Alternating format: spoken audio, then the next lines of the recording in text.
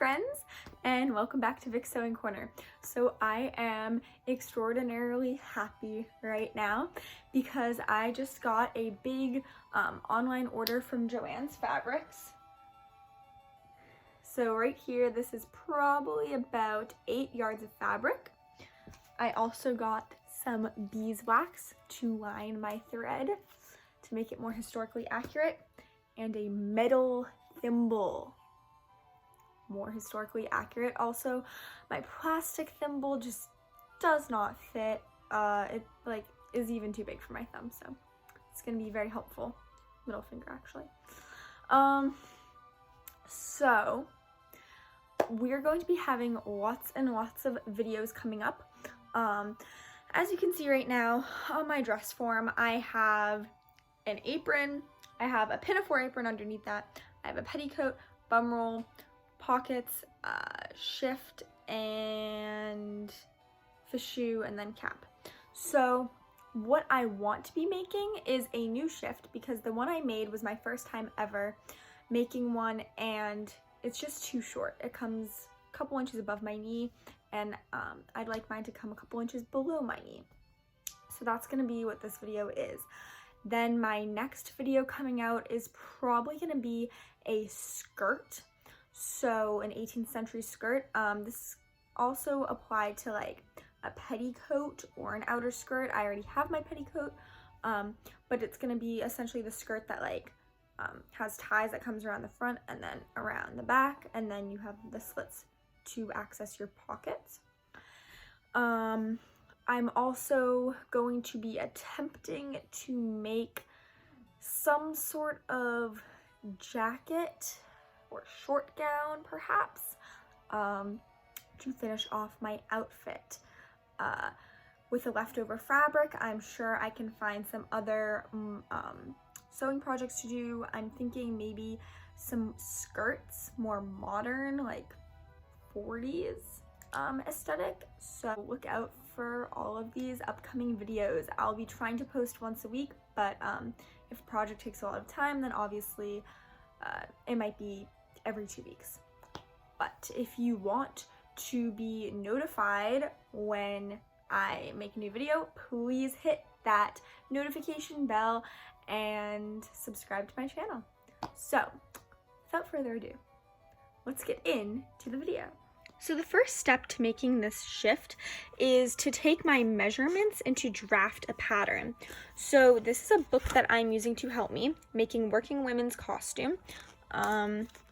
So this is a shift for a poor woman during the 18th century. So essentially what we're going to want to do is take a big long rectangle. And this is my original pattern for my first shift, which was just a little bit too small. It fits, but it's too small for the time. So I've changed this to about 70 inches long. So you're going to want to make the length from your shoulders to wherever you want your shift to fall. And you're going to want to double that, and that will be the length for your rectangle or the body of the shift. So next, what you're going to want to do is you're going to want to have 2 other rectangles that you're going to cut in half on the diagonal, and then you're going to sew those together to make your gores. And this is going to give the shift some flair. If you don't want to make gores, you could always cut the shift, the body, with some flair. This tends to be less historically accurate because fabrics were not as wide as they are today. So as you can see here, there's many ways to construct a shift. This is just the way that I am doing it. Then you're going to want a measurement for the neck. So I watched a couple of videos and read some other primary sources, and I've decided to give about 5 inches from each end for the shoulders, and the rest will be my neckline. So that's going to be about 11 inches on my fabric. And it's going to come about 4 inches down in the front and about 2 in the back, which you'll see when I'm actually cutting my fabric out. Then you're also going to want to have 2 other rectangles for your sleeves. Now my sleeves, I measured mine to be 10 inches by 15 inches. And then you're also going to want 2 small squares, gussets. And those are going to go where your armpit goes, and they're just going to give you some more mobility. So mine are 5 by 5 inches each. So this is just some of the measurements that you'll also need in order to draft your pattern. Shoulder, bust, under bust, waist, arm, and arm circumference. So this is the basics of how to draft your own pattern. Hopefully this is helpful.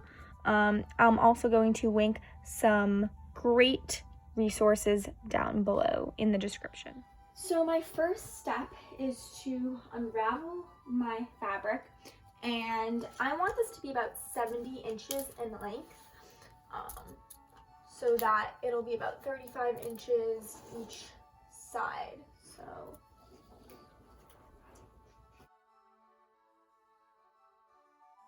that's about 70 inches, and I'm just going to mark that with a fabric marker. So I just took my fabric and I laid it out in a bigger area so that I can cut and measure my fabric. So I want my whole shift to be about 36 inches wide. So that means I need to have about 18 inches for the front and about 18 inches for the back. And this is allowing for 1 to 2 inches of seam allowance, just so I can make, a couple mistakes. So I'm going to measure my fabric, and this should be about 22 inches because I think it's 44 inches wide, my whole fabric. So, yep, just about 22. So I'm just going to cut this down the middle because it just gives me some more room to make a mistake. And then the rest of this fabric, I'm probably gonna end up using for the sleeves, the gusset, and the gores. So let's get cutting. So this is my fabric for the body, folded in half, and this is my tape measure. And like I said, I'm just gonna measure about 5 inches from each end, and I'm going to mark that with my fabric marker.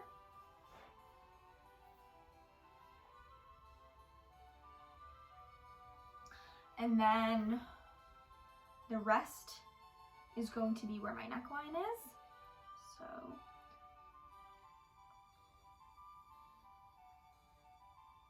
and this is also going to have a drawstring, I might add. You can do one without. My very first shift that I made did not have a drawstring, but this one I'm a little bit more experienced now with sewing, and I thought I would add one. Now we're also going to measure about 4 inches down. So I'm just going to draw that out. And I do not have a French curve, so I'm just going to round off the edges myself.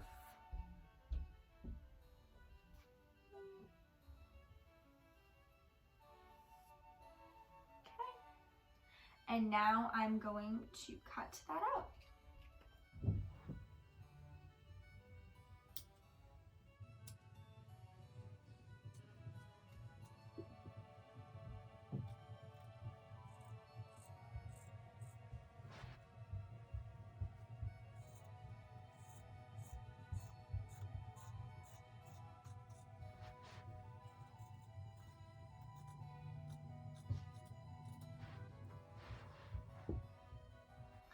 And then I'm also going to mark 2 inches down for the back and then cut that out. You can also cut your shift out of 2 separate pieces of fabric, so 2 separate rectangles, and sew them together at the shoulders. I'm keeping mine together, just a little bit less work.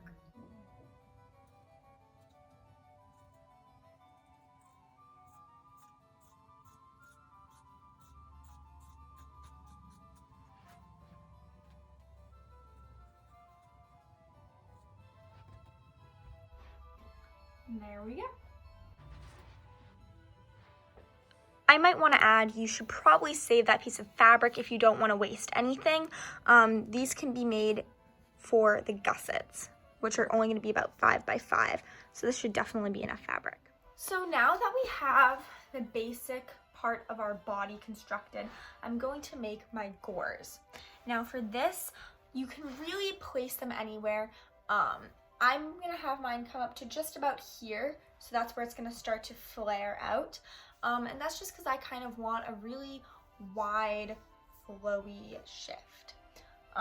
So I did my measurements and I need about 23 inches long and I need them to be about 14 inches wide. So that's just a rectangle that we're going to cut out, and then we're going to make 2 of those and we're going to cut them diagonally across. So you'll see what I mean in a minute. So I'm just gonna measure my fabric, and I actually decided to do about 25 inches just for safety.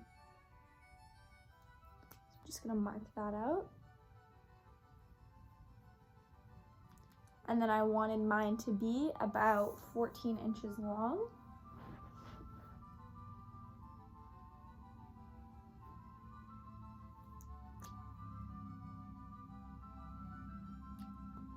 There we go. Now there's a historical technique to actually get a straight line. And what that is we're just going to make a small cut. And then we're going to pull a piece of fabric and then it's gonna draw a line. So I got hold of this little thread and we're just gonna pull it.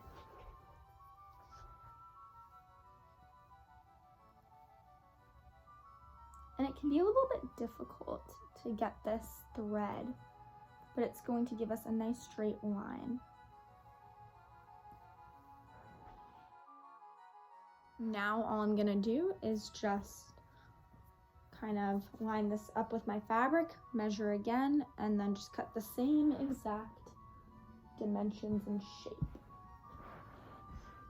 to make a second gore panel. Okay.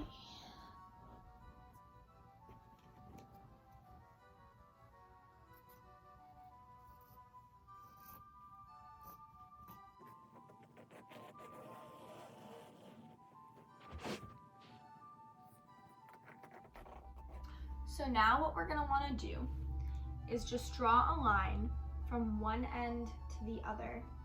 And this is gonna create each of our panels that we're going to sew together. Helps if you have a straight edge. And a solid surface. A rug is definitely not the best to do this on.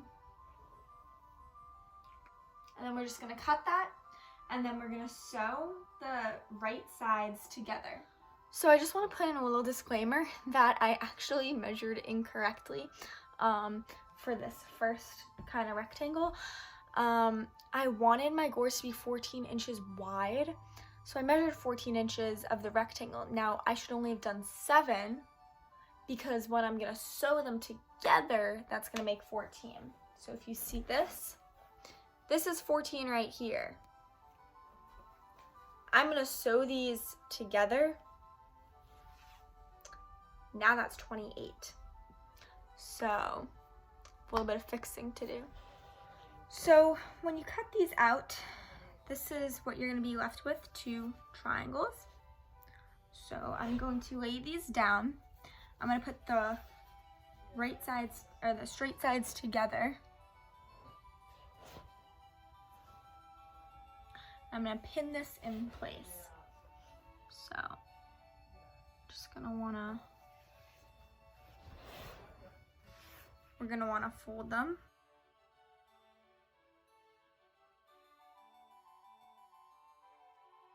Pin these together, and then we're gonna sew it, and that's gonna be our gores.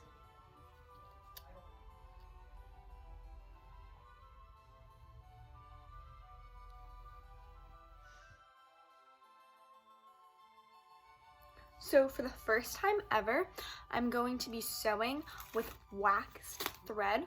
So all I did was buy this kind of, it's just called You just look at beeswax on like Joann's website. And they have some that have holders, but it's fine. So there's my beeswax. Here's my thread. Here's my needle. And I'm just gonna estimate about how much thread I need. I don't like to use more than this amount at one time. So cut that off.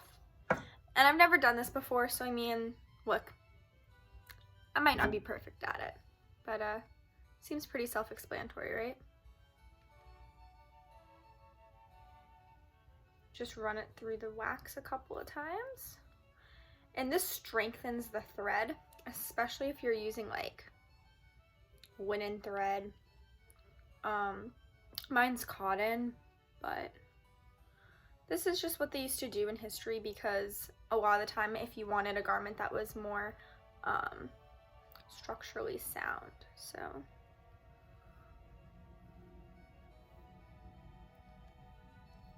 you can feel, and I don't know if you can see, but it's definitely, yeah, you can definitely feel it. So let's get to sewing. So for this, I'm just going to be doing a back stitch. So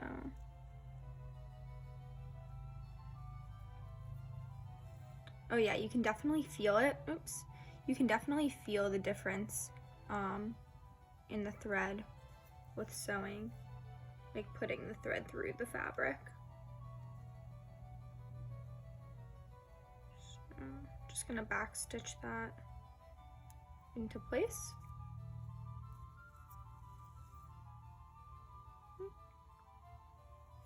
And you could also definitely use a sewing machine for this. I'm just trying to do this more historically accurate. And since sewing machines were not invented until the 1800s, definitely had to do it by hand.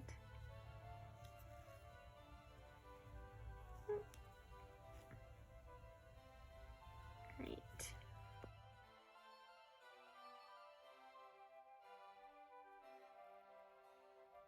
So my gores are done. So this is what they look like.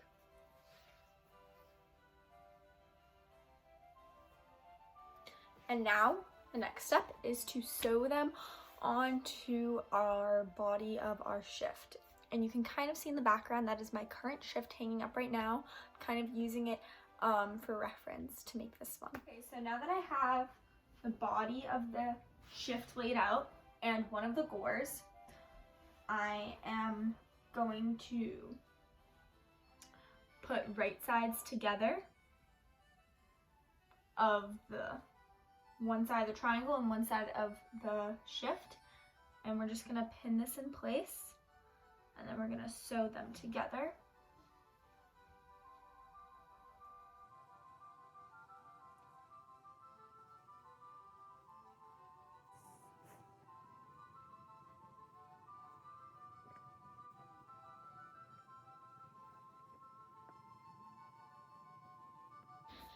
Now we're going to fold this over, and we're going to do the same with the other side of the gore and the shift.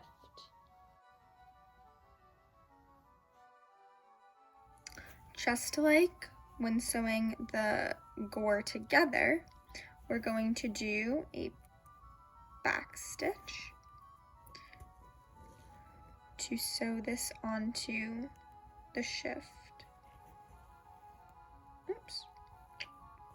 It's always the hardest to get the thread in place.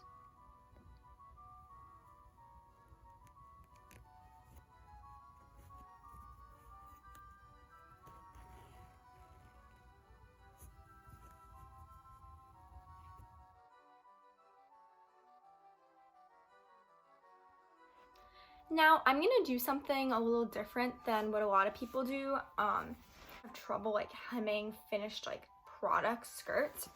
So while it's still fairly rectangle, I'm going to just hem the bottom.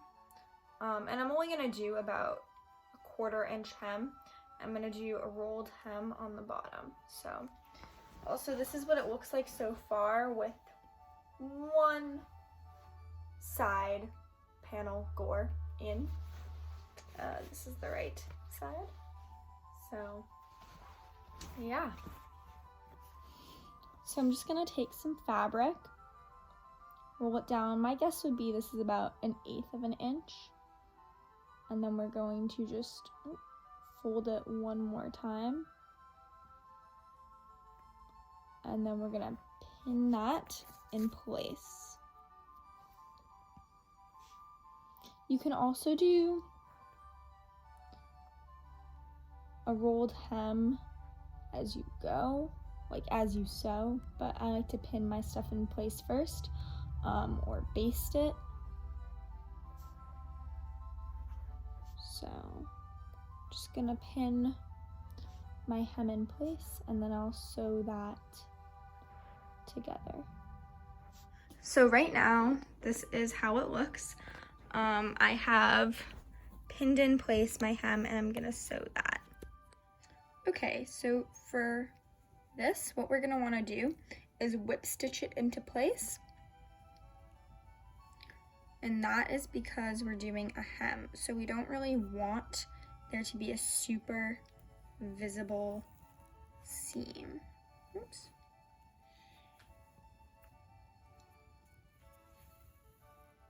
And I've already waxed my thread if you're curious. So I'm just doing this to back stitch it into place. And yes, I know my thimble's on my second finger.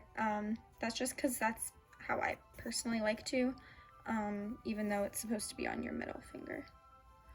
Okay, so we're going to, if you don't already know how to do this, you should totally check out my historical hand sewing methods video. There should be an iCard in the corner. So what we're gonna wanna do is go under, pick up a little bit right here,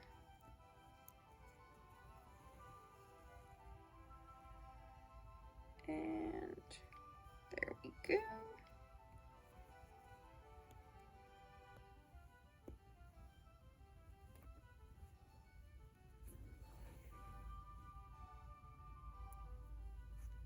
So now I'm just gonna time lapse this.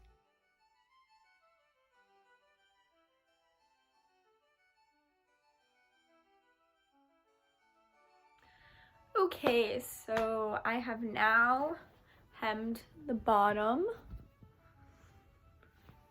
and I'm going to sew on the second gore panel.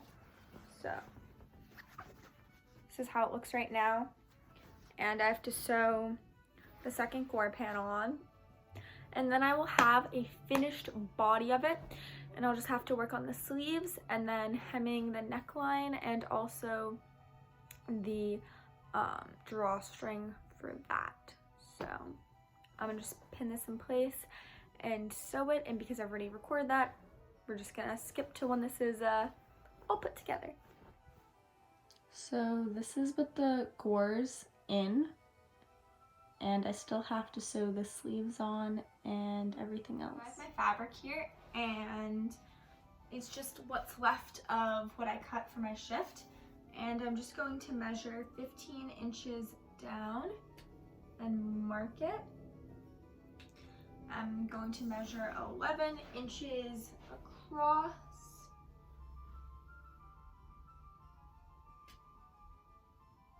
And that's just going to be cut in half. And we're going to cut the fabric. So this is my mark for the width. That's for the length.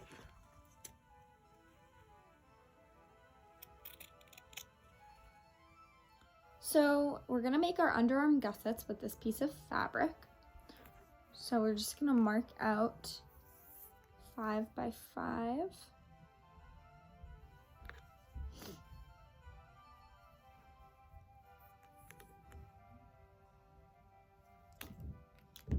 So I'm just gonna cut this in half to give me 2 nice squares.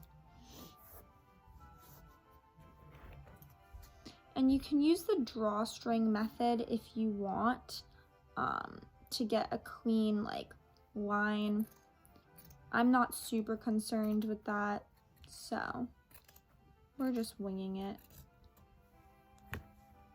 There we go. 2 squares. Now I have one of my sleeves pinned, and what we're gonna wanna do is take out a couple of the pins to get about the 5 inches that I wanted from my gusset. So that's that. Then here's my underarm gusset. And what we do is we take the top part of our sleeve and our gusset, and we're going to put them together right here. We're going to pin that. So there we go.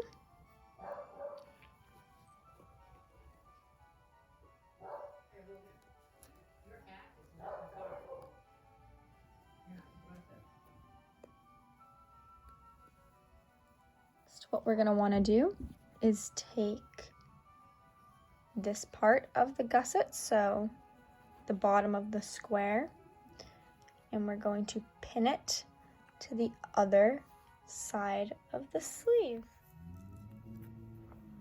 So we're simply going to put the fabric together.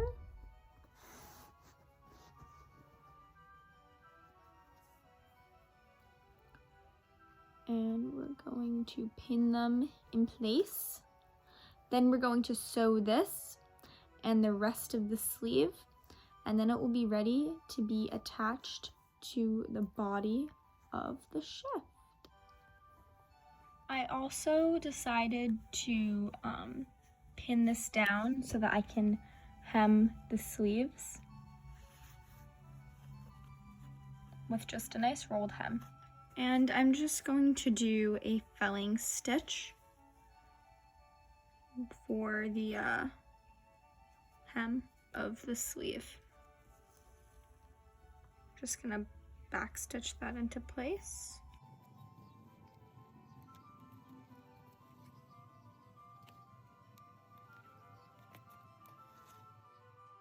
So the seam for the sleeve, we're just gonna wanna do a simple back stitch.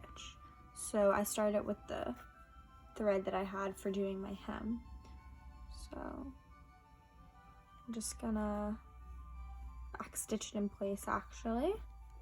Or you can tie it. I'm choosing to back stitch mine in place. And these are gonna wanna be really, really, really small stitches. Now obviously that first one was not very small, but all the ones after it are definitely gonna be very small.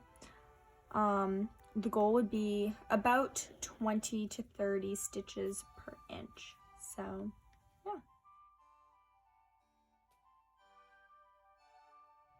Okay, so turned inside out to be the right side. This is the sleeve, which will get attached right there.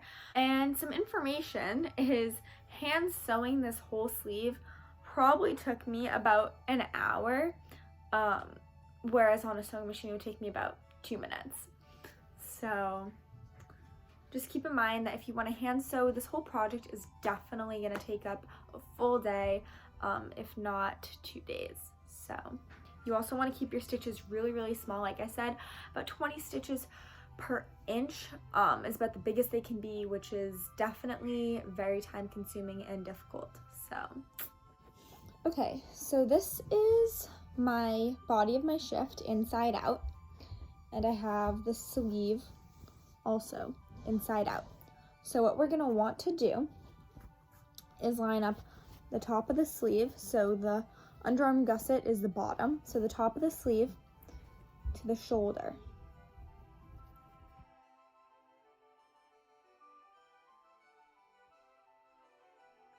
So I've sewn on both of my sleeves, and there we go.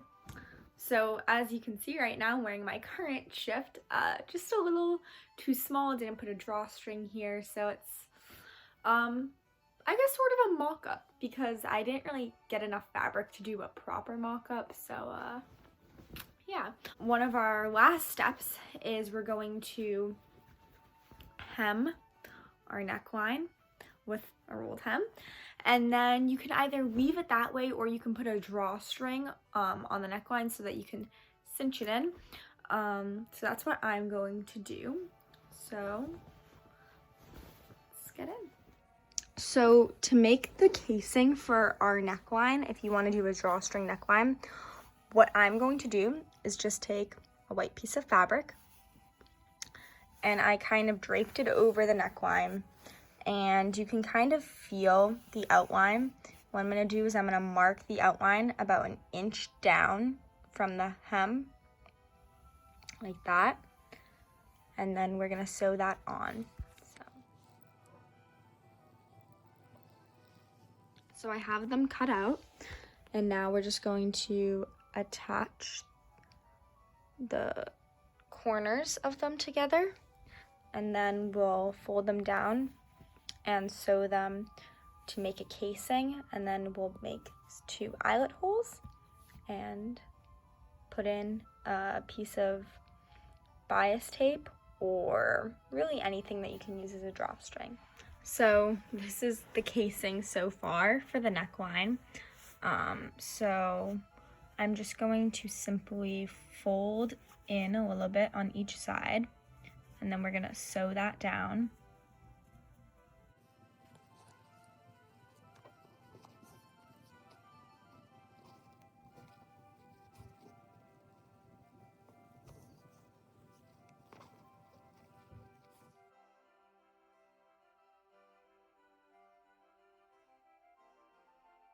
So now that our neckline is sewn on, not great as you can see for me, we're going to create 2 kind of eyelet holes.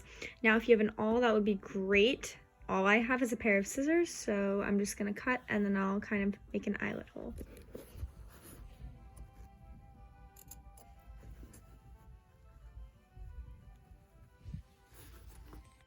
So the way that I sewed my eyelets on was, first I started out with just a normal thin thread that I sewed pretty much the whole entire shift together with. Then after that, I used some embroidery thread, which this one's 3 strands thick with a thicker needle. So I'll show you that now. So we're just going to put it through.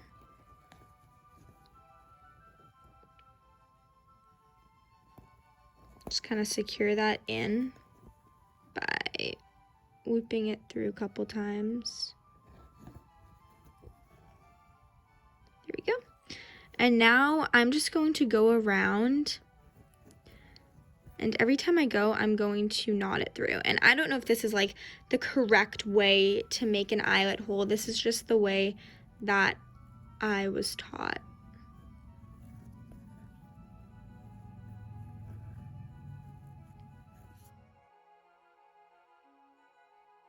So the final step in making the shift is to take some bias tape, or in my case, I just took some of the fabric, folded it over to make it about 1/4 of an inch thick.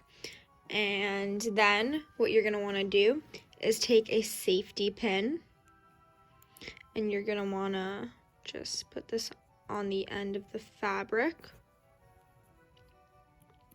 And this way you can thread it through your neckline without it getting lost.